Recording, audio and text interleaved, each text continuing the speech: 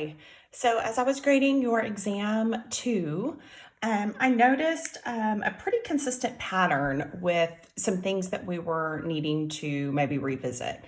So I thought I would take a few minutes this morning and review some things about the application of some definitions that we've learned this semester. So we have learned the definitions of a phoneme, grapheme, and morpheme.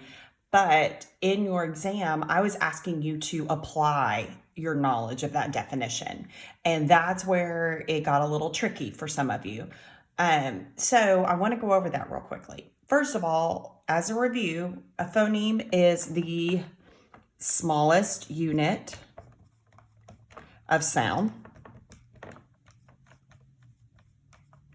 Okay, so how far down can we break down that sound? A grapheme is the smallest unit of print that represents a sound. And this is where we'll talk about this in a minute, because this is where there's some confusion happening, I think, is with the graphemes. And then finally, the morpheme is the smallest unit of meaning. And I always say that a good way to remember the morpheme is M, morpheme, M, meaning. Okay, so that smallest unit of meaning. Okay, so let's do some examples. In your exam, the example word that I gave you was pretty tricky. I'm not going to lie. It was the word butterfly. Okay, and I asked you to find the number of phonemes, graphemes, morphemes, syllables. I asked you to divide it into syllables and then tell me what kind of morphemes we found in this word. So let's just start with the phoneme. Okay, smallest unit of sound. So with this, there are 8 phonemes in this word, okay? Because we're going to really break this down by sound. B, t, t, f, I. Okay? Now, we do have 2 T sounds, because whenever we break it down by syllables, but, ter, fly, we do hear both T sounds. And so they are 2 individual phonemes in this case. Sometimes when we have a double consonant, it's 1 phoneme. In this particular word, we can hear both T sounds if we break it down by syllables. But, ter, fly. Now, there might have been some confusion about the ER. The ER, our R-controlled vowels, are phonemes, okay?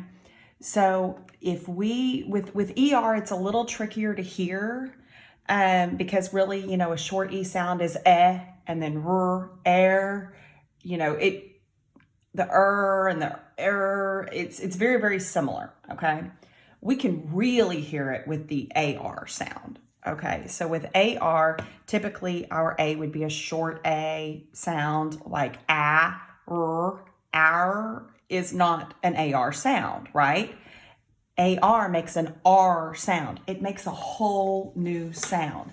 And if we break those 2 letters apart, it creates 2 different sounds that is not an actual AR sound. So they have to stay together in that case, okay? We'll do some examples in a minute just to reinforce that, how it's 1 phoneme, even though we may have more than 1 letter, okay?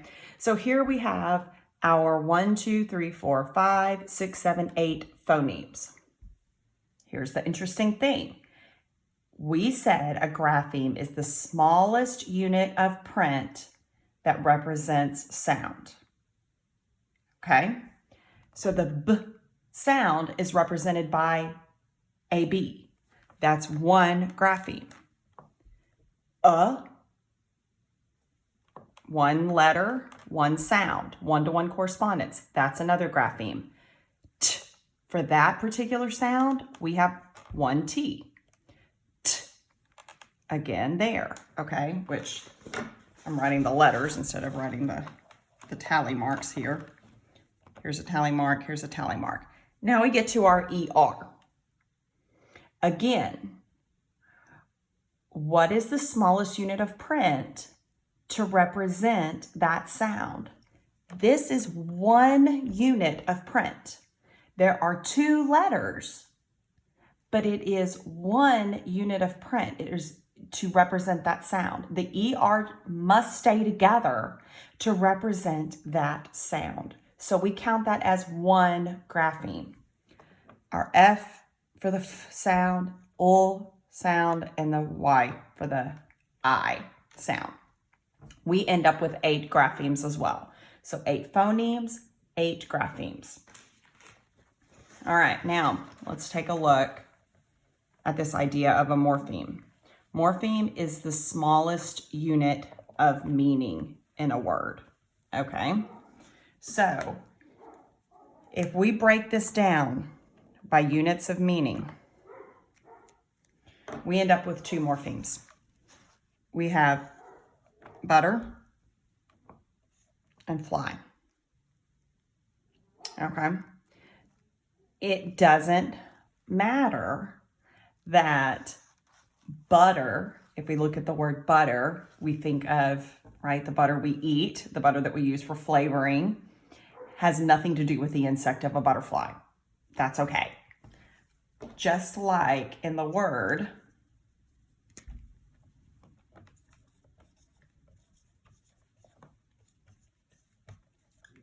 unhelpful, okay?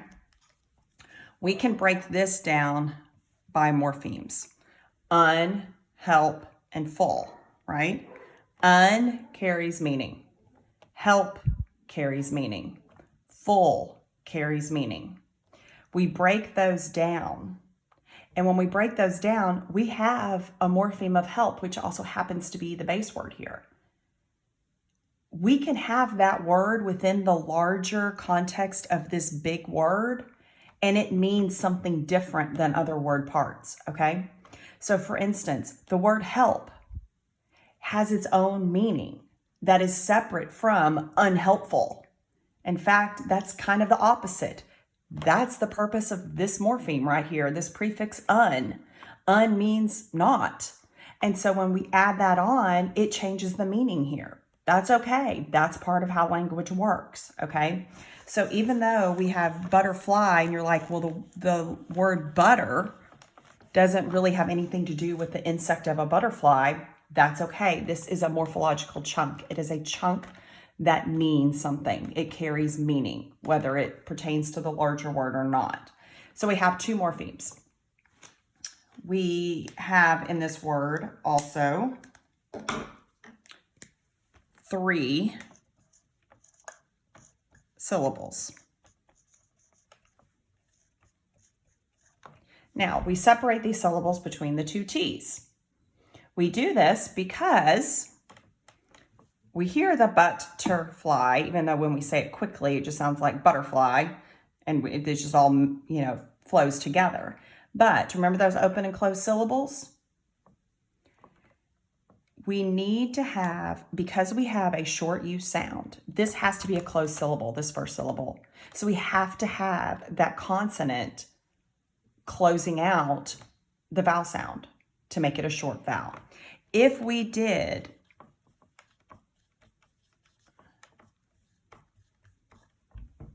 this would be a long vowel sound. Butterfly. And that's not what we want. It's butterfly. So go back and if you're confused about this, go back and look at, I think the floss rule has something back in the beginning, one of the earlier modules, and the whole idea about separating out the double consonant when we do that and when we don't. So go back and take a look at that if that's confusing. Okay, so then we were looking at the morphemes and wanting to know if they were bound or free. Okay, so we have the word butter and the word fly. If we separate out these 2 morphemes, butter is a word that can stand on its own. Fly is a word that can stand on its own. So these are both free morphemes because they can stand alone. They are words that can totally stand alone, whether they are put together in a word or not. Now, an example, I'll bring back up my unhelpful word example.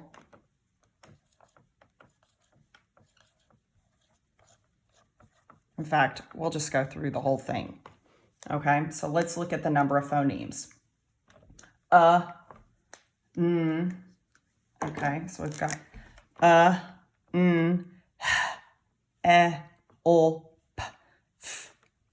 L. Okay, we do have individual phonemes here. Okay, so every letter is its own phoneme in this case. So we have 1, 2, 3, 4, 5, 6, 7, 8, 9 phonemes. Okay. We also happen to have 9 graphemes. Okay, because we have 9 units of print that represent sound. So we have 9 phonemes, we have 9 graphemes. Okay, so what about the morphemes? Let's look at this. I divided it out a couple of minutes ago. I always like to start with my base word if there is one. In this case, that we have a base word of help. That is a morpheme. It carries meaning on its own. Help. It is also a base word, which means that it is a free morpheme. It can stand alone. But we have 2 affixes. We have a prefix and we have a suffix. Our prefix is un. Our suffix is full. Now, un carries meaning. It means not. Okay, so in this case, we have a morpheme at the beginning, we have a morpheme in the middle, we have a morpheme at the end. This one, however, un, cannot stand alone. It has to be attached to some other word part, whether it's a base word or a word root, it has to be connected. So in that case, it is considered a bound morpheme because it has to be connected to another word part. Full as our suffix, okay, it is also a bound morpheme. Okay, this is F-U-L. This is not F-U-L-L. Okay, F-U-L-L is an adjective. F-U-L is a suffix that they actually mean the same thing, but in this case with one L, it is a suffix. It is a word part. It is also a bound morpheme because it needs to be connected to another word part. It cannot just be on its own. Okay, so hopefully that will help a little bit with seeing the breakdown of our phonemes, graphemes, and morphemes. I want to do just a couple of more so that we can see. Actually, I'll do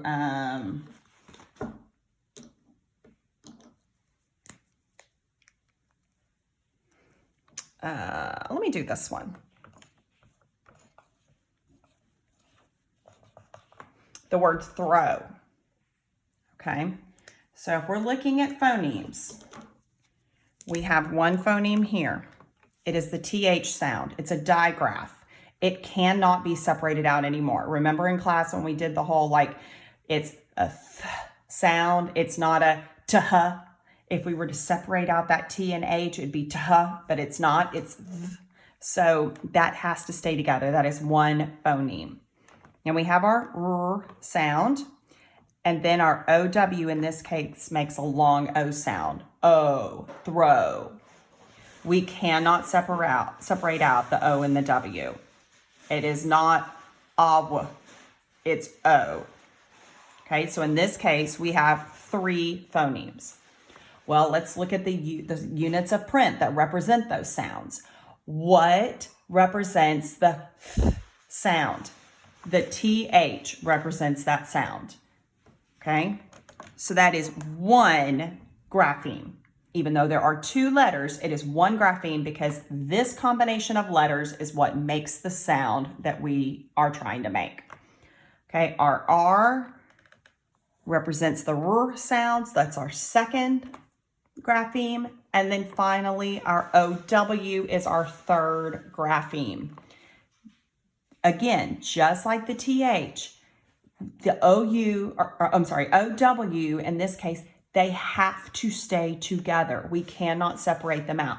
So even though there are two letters here, those two letters have to stay together in order to make the long O sound that we need for this word.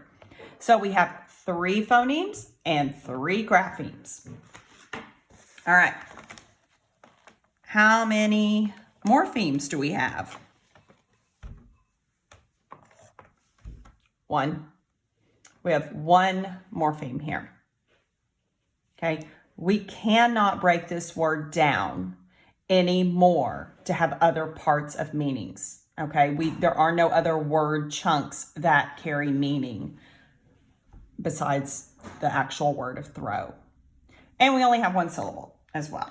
So mostly I wanted to show you this word so that we can really take a look at that phoneme grapheme, because I think determining the number of graphemes was a real challenge this time around. So I wanted you to be able to see how that's broken down.